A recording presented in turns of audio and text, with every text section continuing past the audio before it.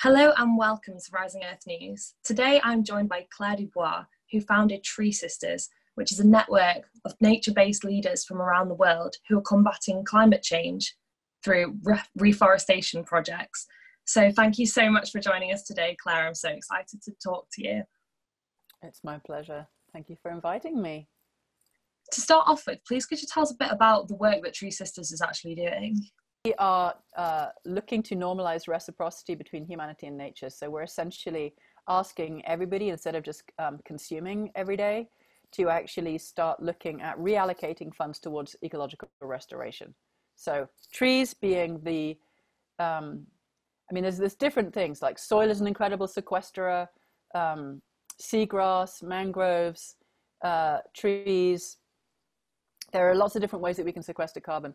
Trees themselves are are massive rain producers for our planet. They are, they're the lungs, I think they're the liver, they're the cleansers, they're the heartbeat of the hydrological system. They actually cause the pumping of the cleansed water that has gone through their own bodies, which is what rain is, a lot of what rain is, around the planet.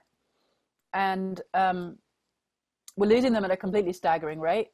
I think it's a football pitch every second at this point, which is hard to even fathom. It's between 14 and 40 million trees a day, including now raging fires. I mean, what Australia went through last year, why is it going to be any different this year coming? I live in California. We're on fire every year, when we always used to be, but we've lost forest management the way that the native peoples used to do it.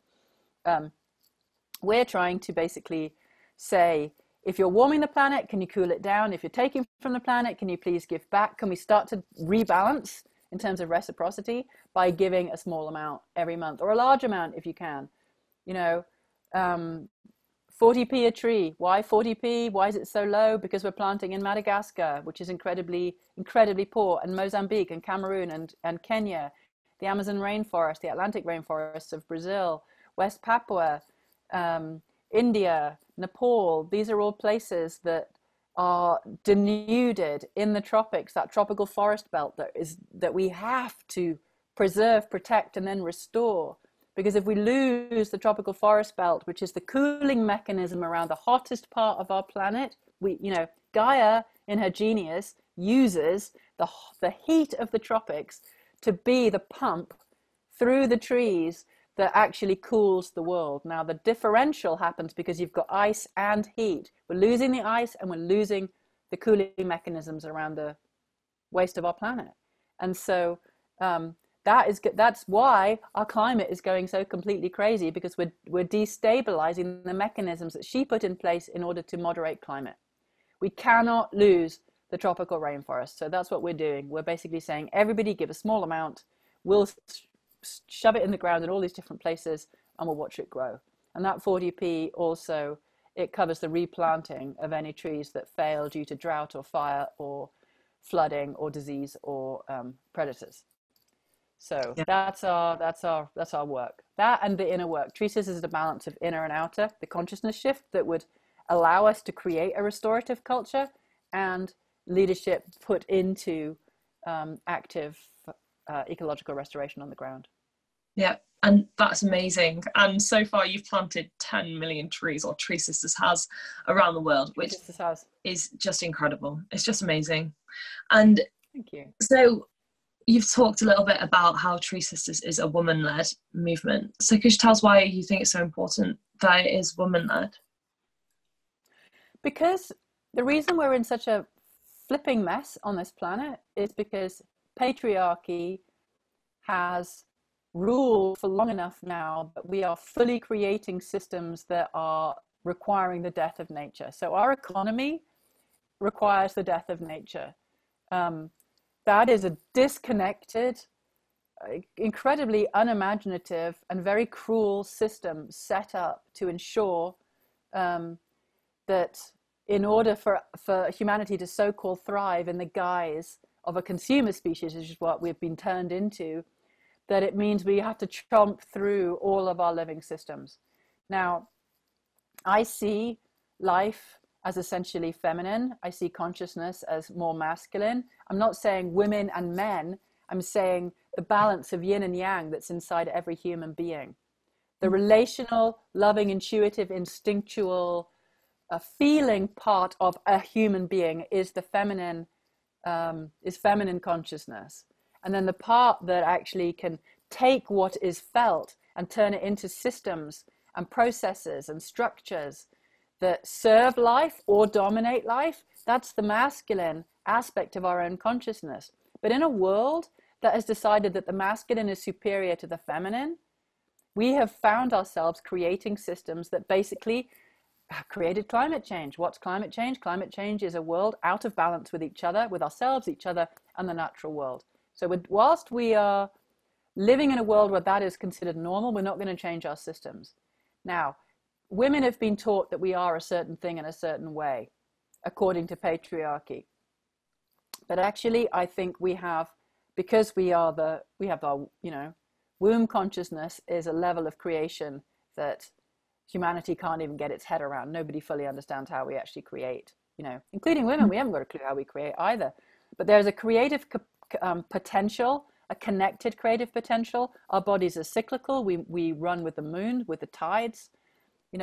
We are emotional. We've been considered less than because we are, but actually our emotions are like a steering mechanism that has us feel what's in integrity and what isn't in integrity. Like we're wired for integrity and health, the health of all, not just the health of one,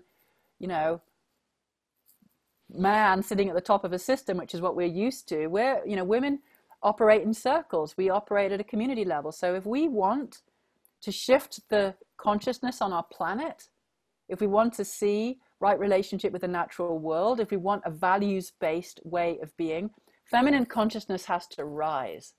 Now, I don't personally know how to do that as well with men as with women. Am I saying that we have to leave the men out? No, not at all. It's just that TreeSisters is more focused on helping women remember who and what we are and start to drop underneath the conditioning that we're all cursed with and actually start to feel for a deeper river of connected intelligence that we can bring forward to our children, to our communities, to our families, to our businesses, that says, does this serve life? No? Well, then we're not doing it. Does this serve life? No? Well, then we're not doing it. Does this serve life? Yes. Okay, that's where we're going to put our attention. So this is feminine led. It's feminine oriented. Are there a lot of men inside of TreeSisters? Yes, because a lot of men understand that feminine leadership has to rise to be a counterbalance. We're not trying, this isn't a takeover bid. This isn't a women are better and let's dump the men. That's not what it is. This is, can we bring an authentic feminine leadership to the table so that the masculine as it is can bow with enough humility to understand that the systems that we've got in place right now are not it. They are not it. We cannot destroy our planet and think that we're going to survive. And nor are we going to have the technology to go and bugger off to another planet where we think we can just do the same thing. We're going to have to learn how to take care of this planet.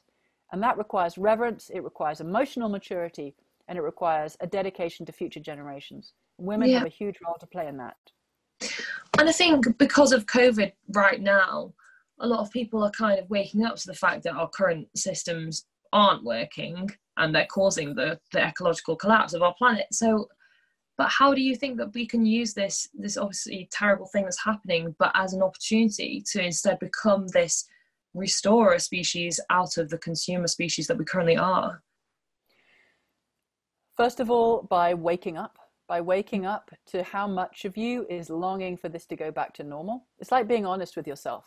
Like at a planetary level, are we willing to acknowledge what has felt good about this time in terms of seeing these incredible species of, wandering down streets, like actually understanding that nature has been shoved into the corners and now nature's had a time to breathe properly, that our skies have cleared, the pollution has massively reduced, that the earth has stopped shaking, that the vibration of our planet has changed, that a different level of health becomes possible. Like to wake up to, do you want to go back to hugely polluted? Do you want to go back to business as usual? Because a lot of people don't. So we're sort of in a gap. And then in that gap, how do we redream? How do we redream ourselves? How do we redream our world? and then find others that are either in the redreaming, or they've already shifted camp towards the restorer future, and they're pitching their lives towards something that makes sense. And then figure out how you bring your gifts to that. Like, figure out how you're going to bring your gifts to the creation of the world that you want. And I'm a firm believer that if you're alive now, you've got something to give, because I don't think our souls just show up willy-nilly. I think we choose when we incarnate because we've got something to contribute. Well, we're contributing to the transformation of humanity right now. That's what is being called for. That's, I believe, what COVID is for. She stopped us, you know, and she'll stop us again if we don't get it. And she'll probably get more severe, because that's what life does when it doesn't get listened to.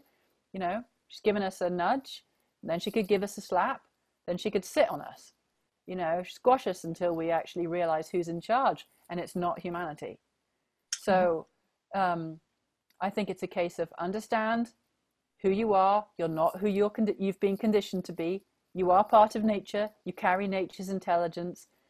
Slowing down is required to listen to nature's intelligence.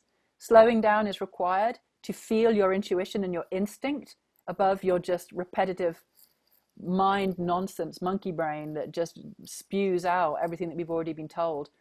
What we've been told isn't going to produce the solutions that we need. We need to originate a different consciousness from a different part of ourselves. And that's on offer in a quieter world where we're asking questions. That's on offer like it's never been before. So question.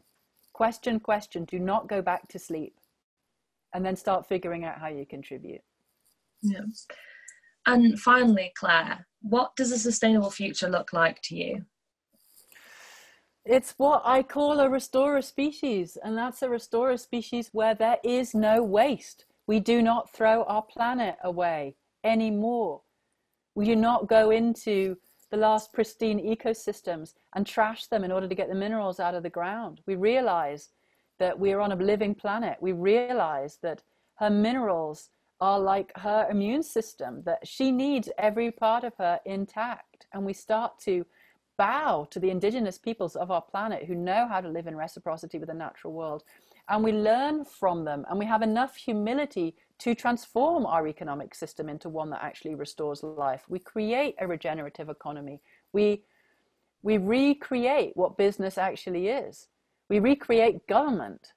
We reset our value system as a species into one that puts the restoration and protection of nature and our own species above everything else. And I'm not saying our species above everything else, but for our species to survive and thrive, all species need to survive and thrive, because there is not one useless species on this planet. Every single thing has its role to play, and we are shredding the fabric of life. So this is about recreating the human story, the human narrative, the human function, the human identity into one that couldn't even imagine throwing its planet away, couldn't even imagine that that was actually convenient, and will only offer businesses and services that contribute in some way to the restoration of our planet. That's the future that I'm playing for. That's the game. Yeah. That's the only game I think it's actually worth playing. Yeah, I completely agree. And thank you so much for all the work that you personally do and all of the work at TreeSisters in creating this restorer species, because if it weren't for people like you, we'd be in a much darker place. So thank you from the bottom of my heart. It's my pleasure. It's my absolute pleasure. Yeah, with that, I think that's a great way to just end the interviews there. Yeah, Claire, honestly, you're such an inspiring and incredible person, and I hope that you know that, and I hope that you know how inspiring you are to everyone on, you know, me. I'm sure everyone on TreeSisters feels the same. You are the person that I want to be. Honestly, like, I want to make sure that I'm like, the fact that you've said that you've grown from being that introvert into who you are today, and somebody that's created this organization that's planted 10 million trees, and all the work you're doing, I just think it's incredible. You should be so proud of yourself, and I know that it's been a lot of work and you're going through some horrible things, but ultimately, you know, be proud of yourself and don't underestimate how incredible you are. No, bless you. Yeah, thank you. Well, and you know, You can do it, honey. If I can do it, anybody can. Oh,